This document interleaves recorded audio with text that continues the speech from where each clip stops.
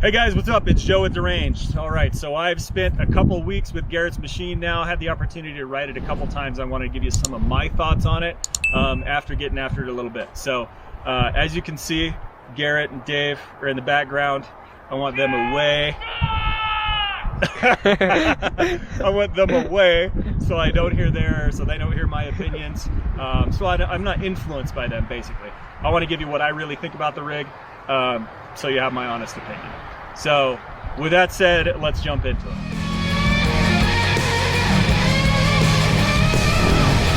I'm just gonna say it. You never knew what love was. You lived your life with mouths of bitterness. And I'm just gonna say it, I'll say it. I used to think that you were right in this, but maybe you were wrong. I'm just gonna say it, I'll say it. Okay, so I want to get started with the pros of the machine, and first, the biggest pro of this machine, and that is the suspension. Now, before y'all talk about spring rate and sagging springs and all that kind of crap, I'm not talking about that. I'm talking about the general design of the suspension and the potential of the suspension. So the trails that I've had it on, it's been able to handle super choppy stuff really well. You know, it really gets into it really well and absorbs the bumps, the annoying little crap that you get every now and again while you're in a trail. When you're in whoopee type stuff, it really absorbs it well. Sometimes because of the springs the way they are, you might get a little bit of bottoming out, but there's things you can do for that. And guess what? For every other machine out there, there's things you need to do to the suspension as well. So I think if you look at a lot of Polarises, a lot of Can-Ams, a lot of all that kind of stuff, you're going to see suspension that's been modified as well. So same as here. With that said, stock out the box, it's great. It really is. Garrett's made some minor adjustments to it. It's still stock, but had some adjustments with the springs a little bit. But it's been awesome. So to start, the suspension, it is awesome. Okay, the next thing I want to point out is the stock wheels and tires. So if you hang out on any of the forums for the KRX or for Hondas or for Polaris or anything else, you will see a ton of KRXs that still have the stock wheels and tires, that still have the ones that came with it when they bought it. If you go over to the Honda forums and the Polaris forums and everything else, you're going to see a ton of machines that have aftermarket wheels and tires. A lot of the times it's one of the first accessories that people are putting on their machines. So I think it's awesome that KRX comes out the box with the 31-inch Maxxis tires and with beadlocks out the box. Okay, the next pros I want to talk about is the viewing angles on this machine. So the viewing angles that it comes with are awesome. So if you're sitting in the cabin, it's a slight lean to look out and see your front tire, which is awesome when you're doing obstacles where you need to place your tire. It's great. Over the front, the viewing angle is great as well. It really dives down well in front and allows you to see what's coming. I'm gonna say there is a con to the viewing angles as well, and that is right here. So these fenders are cut in by Kawasaki, which is awesome because it allows you to see the tire. But if you're getting through wet stuff, if you're getting through mud and anything else, expect a lot of water on your arm and on your body because the tires are going to fling everything up right into you. So viewing angles are awesome for dry conditions and they're awesome for wet conditions as well, but you can expect to wear a lot of what you're going through. The next pro is the build quality of this machine. So come around here to the back, Ethan. Let's just take a look at this suspension because I think that's the easiest way to see the build quality of this machine and how it's really done well. So come down here and look at these radius rods in the back. So these suckers are huge. My Talon ones are bigger than the Can-Am or than the Honda, or close anyway. And these things put that to shame. So big old beefy suspension in back, big old beefy suspension really all around. So that's a big plus for me. I feel like it's really well built. It's a well built machine. All right, let's go inside the machine real quick. I want to show you a couple things that I think are really pluses for this machine. And that starts right here with the gauge cluster. So this gauge cluster, some people prefer to have dials and some prefer to have digital. As far as digital goes, it is undeniably the best gauge cluster on the market. It is better than Can-Am, it's better than Honda, it's better than any of the other ones that I've seen out there. for digital only. If you compare it to like a Can-Am or a Polaris that has the dials, to me, that kind of comes down to preference.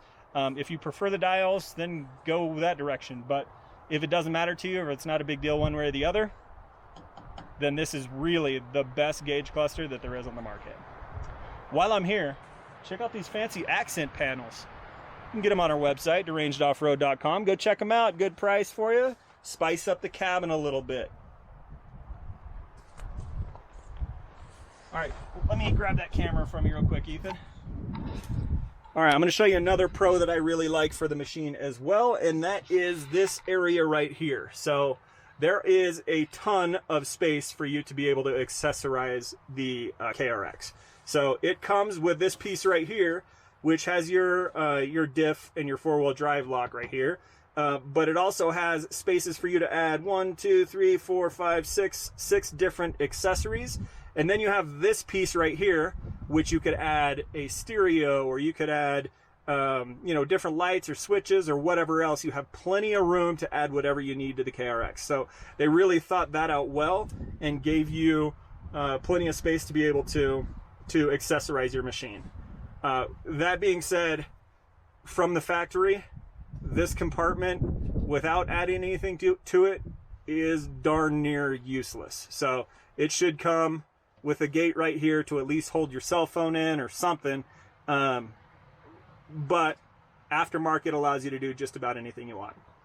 Check out those sweet panels. Okay, the next thing I want to talk about real quick is the cabin. So there are pros and cons. There are pros and cons to this cabin. So pros are the seats go back probably further than just about any other seat. Maybe an X3 has a little bit more space, but the seats go back and they are comfortable seats. They're good solid seats, especially when you compare them to what you get on like a Razor or whatever else, but they are good comfortable seats. There is enough legroom for me. I'm 6 foot 4 inches tall, so I'm on the taller side, but there is enough legroom for me. I'm sure there's plenty for you if you're shorter than that. The only thing I will say about that is one of the cons is this dead pedal right here. For me, being someone, like I said, who's 6'4", that is way too close and puts my knee in a poor position. And to kind of exacerbate that, if you have these awesome harnesses that Garrett has, which are the Kawasaki harnesses that have the, I don't know if you want to call them 6 points, but basically they lock you in at the hip. They kind of force your leg into a crappy position for the dead pedal. So not a super big fan of where the dead pedal is, or you know, how it's arranged, I guess.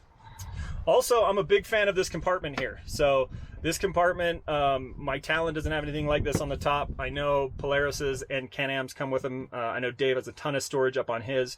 I love having a compartment right here that I can just quickly throw my glasses into or something else. It really does help keep your stuff kind of hidden away, and it's a nice convenient place to put it. Also, these windshields, DerangedOffroad.com, check them out. Full glass windshield.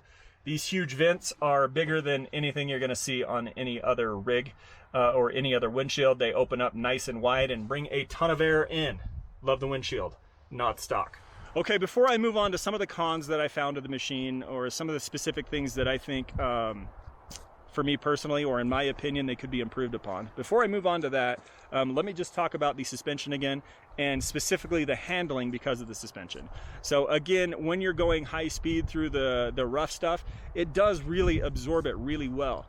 That being said, it does have kind of a lumbering feeling. I feel like you're, you know, not super tight, I guess you'd say. So it does kind of lumber through stuff. That could be a pro or a con, I guess. It's nice and soft, which would be a pro, or feels nice and soft, but then when you get in the corners and want to do some tight cornering stuff, it might not feel as soft.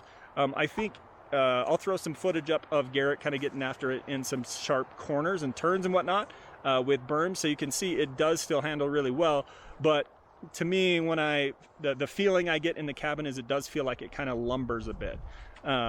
So that's just a general impression that I got. A couple of cons, and there's really not many if I'm being honest. One for me, and really this is an opinion or specific to me anyway, is the seating position. So I prefer to feel seated up higher and forward if I can, and I feel like this the KRX is more similar to the Can-Am X3, where you're back and down. It's not a bad seating position per se, but for me, my preference, I prefer to be up and forward. This feels a bit more back and down. So seating position for me, am I going to call it a con? No, not really, but for my preference, for me personally, I would prefer something more forward and up higher. The next one is cabin noise. So this, again, this is my opinion coming from 4-seaters. I don't own 2-seaters. I've ridden more than 1 2-seaters. I feel like cabin noise is a bit louder than I've experienced, I guess you'd say. A good indication of that, I have a Bluetooth speaker that I bring with me on occasion in the Talon. We would put it in the dash and turn it up most of the way, pretty much all the way, and be able to hear it okay when you're cruising down the road. With the KRX, we took the same speaker, put it right in the front compartment, almost identical situation, turn the volume all the way up, you get over 10 miles an hour, 15 miles an hour, you're not hearing squat. So that could be a 2-seater thing, that could be because I ride generally 4-seaters, but it did seem a bit louder than normal to me. I'll kind of get a better gauge of that, I guess, after I spend some time in Dave's machine over the next few weeks. Okay, so now for my overall impressions of this machine. So is the KRX a great machine? Absolutely, it's a great machine. To me, if you ask me, it is one of the best bases for a machine that you can get. So what do I mean by base? So 90% of the time when you buy a machine, you get out there and start adding accessories and doing other things to the machine to make it different or better or personalize it for yourself. You're gonna do the same thing with the KRX. You know it and I know it. I bought a Talon expecting to have not have to do really anything to it. I already put wheels and tires on it, already looking at springs and all that kind of stuff. So you're gonna do the same thing, and you'll do the same thing here with the KRX. But I think if you do a little bit of work with it, it can do just about anything any other machine can do. That brings me to one more thing, and that is the power on the machine. So this machine will go just about anywhere any other machine will go. It doesn't have the wheel speed to get you up big crazy dunes, but you know, rocking through the dunes, you're gonna be able to do it just like anybody else. I will say this machine would be much better if it had 30, 40, 50 more horsepower, and it would be insane if it was on the level of the X3 at 195 horsepower. If you put the same, you know, horsepower as that Turbo RR in here, or even the Polaris RZR Turbo S, this sucker's gonna rip. And I'm sure soon there will be some aftermarket stuff that you'll be able to bring it up to it. And who knows, maybe Kawasaki will bring a turbo to us in the coming years. So closing thought on the KRX, is it a great machine? Yes, it's absolutely a great machine. Would I recommend buying it? Absolutely, I'd recommend buying it. It's a great machine. Don't expect it to be perfect forever, but it's gonna be a great machine and gonna last you a long time. There will be little things you need to change along the way, but hey, that's the same with every other machine out there. Okay, before you go, don't forget to like and comment and subscribe. We really do appreciate you guys tuning in. We've had a lot of great activity over the last little while talking about these machines. Chat down in the comments, tell me what you think below. If I'm wrong, great, I'm wrong. These are my thoughts and impressions. Share your thoughts in the comments below so everybody sees what you think as well. With that said, it's time to go make some street tacos before Garrett and Dave start shedding tears and whatnot. So I'm gonna go do that. Why don't you ride safe, pack out what you pack in, and we'll see you on the next one.